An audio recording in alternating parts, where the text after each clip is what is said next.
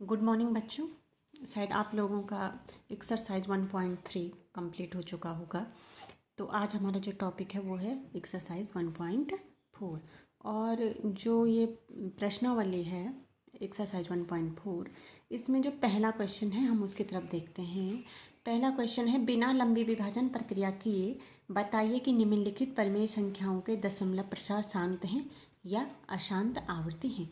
तो पहले अगर हम परिमेय संख्याओं की बात करें तो हमें पता है परिमेय संख्याएं वे संख्याएं होती हैं जिनको हम P/Q के रूप में लिख सकते हैं, जहाँ Q does not equal to 0। तो आपके पास जितने भी प्रश्न हैं वो P/Q के रूप में हैं। दूसरा जो इसमें टॉपिक है वो है शांत। शांत का मतलब होता है कि जब हर का अंश में भाग चला जाता है दशमलव के बाद भी पूरा पूरा, तो वो शांत होगा। अशांत का मतलब होता है कि जब भाग विधि जो होगी, हर का भाग जब हम अंश में देते हैं तो वो कभी भी पूरा नहीं होता है, यानी कि बढ़ता रहता है बढ़ता रहता है बढ़ता रहता है, कुछ ना कुछ आता ही रहता है, कोई ना कोई नई संख्या आती रहती है, तो वो अशांत होगा। और अशांत आवृत्ति तीसरा जो पार्ट होती है वो ये होता है कि पहले तो जब हम हर का भाग अंश में देते हैं तो भाग जाता रहता है, माने 3-4 संख्याओं 5-6 तक भी चला गया, और फिर 6 संख्या के बाद फिर भाग जब हम देने की कोशिश कर रहे हैं तो वही पहले से फिर रिपीट हो रही है, वही संख्याएं रिपीट हो रही हैं, तो अशांत और आवृत्ति वहाँ पे टॉपिक आ जाता है। तो ये तीनों हमने शायद पहले भी इन पे कभी डिस्कस किया है, शांत, अशांत और अशांत आवृत्ति। अब हमारा जो पहला प्रश्न है अब हम इसमें देखते हैं। इसमें क्या है पहला प्रश्न कि हमें ये बताना है कि 13/1325 शांत है, अशांत है, शांत है या अशांत आवृत्ति है। तो इसमें हम क्या करेंगे, क्योंकि ये P/Q के रूप में है तो पहले हम कोशिश करते हैं कि P और Q दोनों के जो है गुणनखंड कर लें, P और Q दोनों के गुणनखंड कर लें। अगर कहीं कोई कैंसिल होने वाला गुणनखंड है तो उसे कैंसिल कर लें। उसके बाद हम देखते हैं कि Q के गुणनखंड क्या आ रहे हैं। तो यहाँ पे हमारे पास पहला जो मैंने प्रश्न लिया है वो 13/1325 है। 13 के तो कोई ऐसे गुणनखंड होते नहीं हैं, तो हम 1325 के गुणनखंड करते हैं। 1325 के जो गुणनखंड हैं वो 5 गुणा 5 गुणा 5 गुणा 5 गुणा 5 है, यानी कि 5 की घात 5 है। तो अब हम देखें तो अगर परिमेय संख्या में जो Q के गुणनखंड होते हैं, अभाज्य गुणनखंड, यानी कि हर के जो गुणनखंड हैं, अगर वो 2 की घात m और 5 की घात n में आ रहे हैं, 2 की घात m और 5 की घात n के रूप में है, जहाँ m और n ऋणोत्तर पूर्णांक हैं। m और n ऋणोत्तर पूर्णांक का मतलब है, ऋणोत्तर का मतलब है धन संख्याएं, ऋण से अलग कुछ है यानी कि धन संख्याएं होंगी। तो ये ऋणोत्तर पूर्णांक हैं या शून्य मान के चलिए आप, तो वो दशमलव प्रसार क्या होगा, शांत होगा। यानी कि 3125 का जो अभाज्य गुणनखंड है वो 5 की घात 5 है। अब ये 5 की घात n के रूप में तो है ना, इसलिए इसका दशमलव प्रसार क्या होगा, शांत होगा। यानी कि आप ये मान के चलिए कि अगर दशमलव यदि Q का गुणनखंडन 2 की घात m 5n हो, या आपको ये मिले या आपको सिर्फ ये मिले, तो ये क्या होंगे, शांत। अगर इसके अतिरिक्त आपके 2 के साथ 3 है, 3 है, 7 है, ऐसी संख्या मिल रही हैं तो वो अशांत होगा, या 5 के साथ ऐसी संख्याएं मिल रही हैं तो वो अशांत होगा। सिर्फ 2 और 5 वाले ही नंबर आने चाहिए, या फिर 2 ही आए या फिर 5 ही आए। 2 और 5 में क्या हो जाएगा कि अगर मैं उसको 5 में बनाऊँ तो माना 5 की घात 0 है, 5 की घात 0 का मान 1 होता है, या सिर्फ 5 में आ रहा है तो 2 की घात 0 उसको ले लें उसके साथ, तो 2 की घात 0 का मान 1 होता है। इसलिए ये वाली जो फॉर्म होगी वो शांत वाली होगी। तो इसलिए जो ये पहला प्रश्न है ये कैसा है, शांत है। आप दूसरा तीसरा चौथा करने की कोशिश करेंगे तो तब आप और भी क्लियर हो जाएगा। इसी में मैंने तीसरा लिया है। तीसरे में देखिए, तीसरा है 455। तो 64/455 में मैंने पहले 64 के गुणनखंड किए, 2 दूना 4 दूना 8 दूना 16 दूना 32 दूना 64। अब 455 के किए तो 2 गुणा 2 गुणा 7 गुणा 13। अब अगर हम देखें तो अगर ये 2 से ये 2 और ये 2 से ये 2 कैंसिल होता है, फिर भी हर में 7 और 13 बच रहा है, जबकि हर में आना चाहिए था कितना, 2 और 5 वाले गुणनखंड। तो यह जो गुणनखंडन है 455 का, ये 2m और 5n के रूप में नहीं है। इसका दशमलव प्रसार क्या होगा, अशांत आवर्ती। भाई हमारे पास 2 ही हैं, या तो हमने शांत लिखना है, या अगर शांत नहीं मिल रहा है तो अशांत आवर्ती। समझ आया आपको कि अगर हर 2 की घात वाला है, या सिर्फ 5 की घात वाला है, या 2 और 5 की घात वाला है, तो शांत होगा।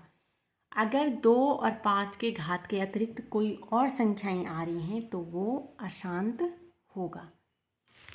हल करने के बाद आप ये देखेंगे, ये 2 क्वेश्चन मैंने इसके किए हैं।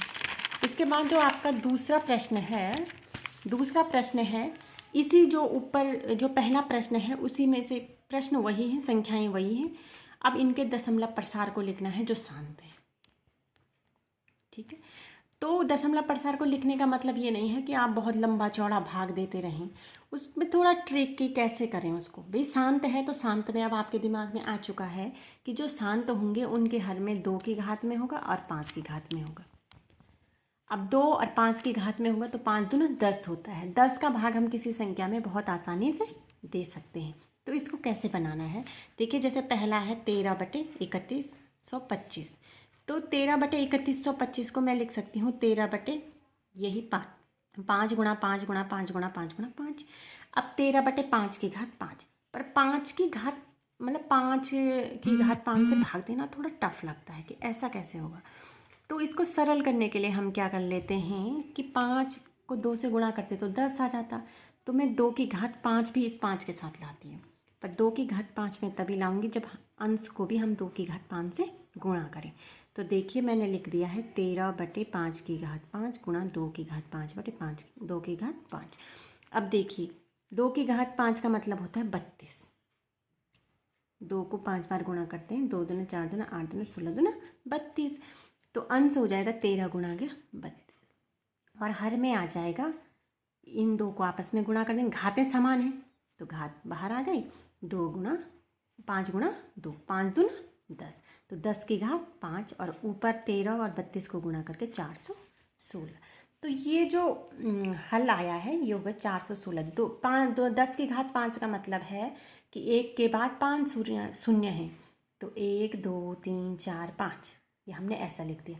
अब अगर हम इसका ऊपर भाग देंगे तो भाग तो दशमलव में ही जाएगा, पर जो दशमलव लगेगा वो कितने अंकों बाद लगेगा, 1 2 3 4 5, इतने अंकों बाद क्या लगता है, दशमलव। तो ये हो जाएगा 0.। अब 3 अंक तो थे तो इससे पहले हमने 2 0 लगा दी, तो ये इसका आंसर हो जाएगा। इसी में मैंने इसका जो नेक्स्ट है वो करने की कोशिश की है। छठवां प्रश्न मैंने लिया है। छठवां मैंने इसलिए लिया है क्योंकि ये साफ साफ दिख रहा है। आप जब शांत अशांत वाले करोगे पहला तो आपको लगेगा अरे यही तो है जो शांत है, क्योंकि 23 के तो गुणनखंड होते नहीं हैं और यहाँ 2 और 3 की पावर में गुणनखंड है, ये शांत है। तो इसको अब मैं इसका दशमलव प्रसार करने की कोशिश करती हूँ। तो ये देखिए यहाँ पे 2 की घात 3 है और 5 की घात 2 है, जबकि होना चाहिए था 2 की घात 3 और 5 की घात 3, तब हमारा क्वेश्चन आसान हो जाता। तो इसको मैंने क्या लिखा, 23/2 की घात 3 गुणा 5 की घात 2। अब 5 की घात 3 बनानी है ना, इसका मतलब है कि 5 से गुणा करना पड़ेगा। तो 5 से हर को भी गुणा कर दिया और अंश को भी गुणा कर दिया, तो ये हो जाएगा 23 गुणा गया 5/2 की घात 3 गुणा 5 की घात 3। तो ये हो गया 23 गुणा गया 5, ये फिर वही वाली कंडीशन आ जाएगी, 23 गुणा गया 5/2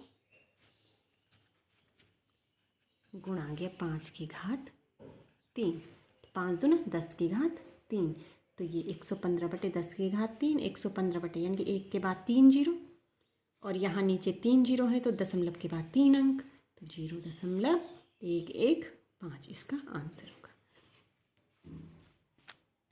ये प्रश्न मैंने किया, आप भी प्रैक्टिस कीजिए, आ जाएगा, इतना टफ नहीं है। बस ये ध्यान रखना कि शांत अशांत और कैसे हम इनकी पावर को मिलाएं। इसके बाद जो है वो है तीसरा प्रश्न। तीसरे प्रश्न में कुछ वास्तविक संख्याओं के दशमलव प्रसार दिए हैं और हमें देखना है कि ये एक परिमेय संख्या है या नहीं है, और ये भी देखना है कि अगर परिमेय संख्या है तो अभाज्य गुणनखंड कैसे हैं, यानी कि शांत हैं, अशांत हैं। तो इसको देखते हैं। जैसे पहला वाला देखिए, पहला है 43.1 2 3 4 5 6 7 8 9। अब अगर हम देखें तो 9 के बाद कोई अंक रिपीट नहीं हो रहा है, 9 पे ही ख़त्म हो रहा है। तो इसका मतलब है कि दशमलव प्रसार कैसा है? शांत है। ठीक है, तो अगर दशमलव प्रसार शांत है तो ये क्या होगी? परिमेय संख्या होगी। और परिमेय संख्या के जो अभाज्य गुणनखंड होंगे वो 2 की घात m और 5 की घात n के रूप में होंगे, क्योंकि 2 पंजे 10, यानी कि ये कहीं ना कहीं यहाँ ख़त्म हो रही है संख्या, तो इसी फॉर्म में होंगे, यानी कि नीचे 10 जरूर आ रहा होगा, तभी ये पूरा भाग इसमें जा रहा है। यानी कि इसके जो अभाज्य गुणनखंड होंगे 2 की घात m और 5 की घात n के रूप में होंगे।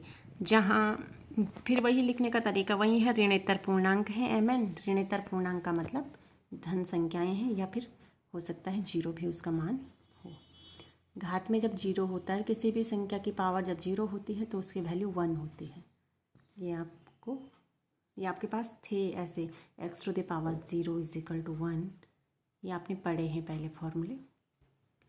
दूसरा है 0.120 1200 1200 1200 और अप टू सो ऑन, यानी कि ये बढ़ता जाएगा। इसका मतलब है कि ये दशमलव प्रसार कैसा है? अशांत है, अनावर्ती है। आवर्ती तो नहीं हो रही है, संख्याएं बढ़ रही हैं, तो अनावर्ती है। तो यह एक अपरिमेय संख्या होगी, इसे हम ठीक p/q के रूप में नहीं लिख पा रहे हैं। तीसरा है 43.1 2 3 4 5 6 7 8 9 12। इसका मतलब है कि 9 के बाद फिर 1 2 3 4 5 6 7 8 आया होगा। तो ये जो दशमलव प्रसार है वो अशांत है और आवर्ती है, क्योंकि बार बार रिपीट हो रहा है। तो रिपीट हो रहा है तो ये परिमेय संख्या होगी, और परिमेय संख्या होगी तो जो इसके गुणनखंड होंगे क्योंकि वो 2 और 5 की पावरों के अलावा भी कुछ और भी होंगे, तभी इसका पूरा भाग नहीं जा पा रहा है। इसलिए ये तीनों आप देख लीजिए। पहले वाले में जो था वो क्या था? शांत था। दूसरा वाला अशांत और अनावर्ती है, और तीसरा वाला अशांत और आवर्ती है। अशांत भी है और आवर्ती भी है, यानी कि रिपीट हो रहा है। तो यही आपके पास 3 थे ये समझने के लिए, और पहला और दूसरा क्वेश्चन आपको बार बार प्रैक्टिस करनी पड़ेगी।